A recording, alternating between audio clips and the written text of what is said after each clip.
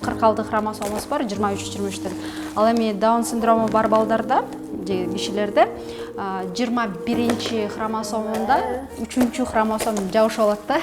Анан ошондуктан ошол 3-чү хромосома баягы баланын өнүгүүсүнө, сүйлөшүнө, бардык нерсесине мындай тоскоолдук кылып келет. Ошондуктан бардыгы жайда, бирок өзүнүн темпи менен баягы нормативдүү бала өнүккөн эле этаптарды Даун синдрому бар балдар деле өтүп чыгат. Бирок алардыкы бир аз жай болот да. Анан ошол хромосома ошол нерселерди кылып келет. Негизи биз деле көптөн күткөн балабыз, күтүп эле балалуу болобуз деп эле жыргап сүйүнүп жүргөнбүз. Анан ошо төрөтүүндө дароо эле экинчи күнү эле неонатолог келип эле ошо биринчи Даун синдрому бар деп айтышпайт да врачта.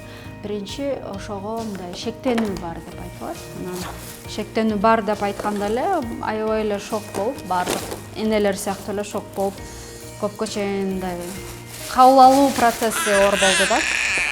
Кариотип деген атайын неме бар, анализ бар да. 4 айында бергенбиз, бергенден кийин анан бүттү дедик да, бала бар экен ошо хромосомасы деп.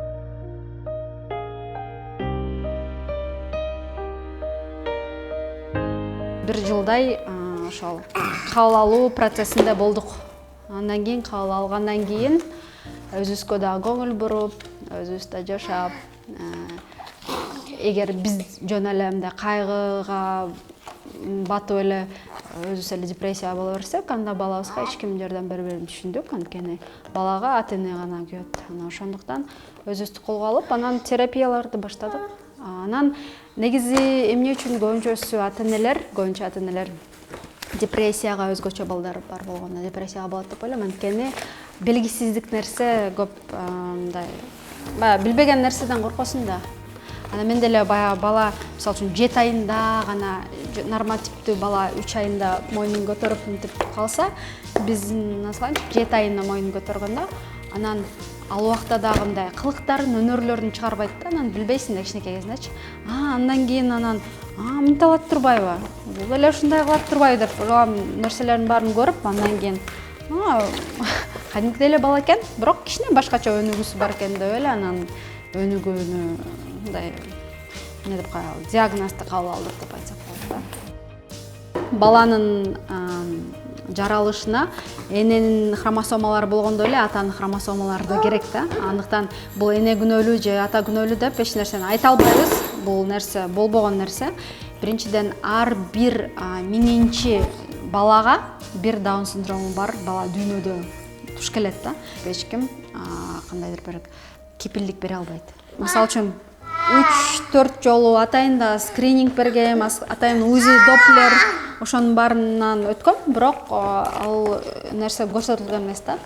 Даун синдрому бар балдардын сенсордук мындай эмелери, бир аз кабыл алуулары өтө жай болгондуктан, ошол суу, баткак, пластилин, ошолор менен мындай көбүрөөк эмеш керек, ойнош керек дагы. Анан баягы качели болсо, анын вестибулярдык аппаратын дагы мындай жакшыртат да. Анан ошол жакшырткандан кийин негизи биз көбүнчө сүйлөйбүз го, мындай сүйлөгөндө бала момундай эле карточкалар менен эмес, сүйлөөнүн баланын эмесинде, сүйлөөнүн дагы алдында деп коелу, алдында ошол сенсордук системалары аябай маанилүү да. Ошондуктан ошол бала сүйлөп кетиш үчүн биз атайын качелиге же болбосо атайында горка деп коет го, мындай сыйгалак ошондон атайын ойнотуп, анан келип, анан ошол мисалы карточкалар менен кайра баштайбыз да. Алектенип баштайбыз. 5 ай болду.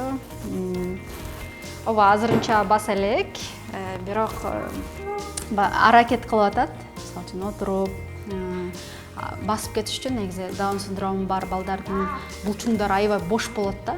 Бош болгондуктан кеч басышат, ошондуктан да кеч сүйлөшөт. Анткени тил дагы бул булчуң да.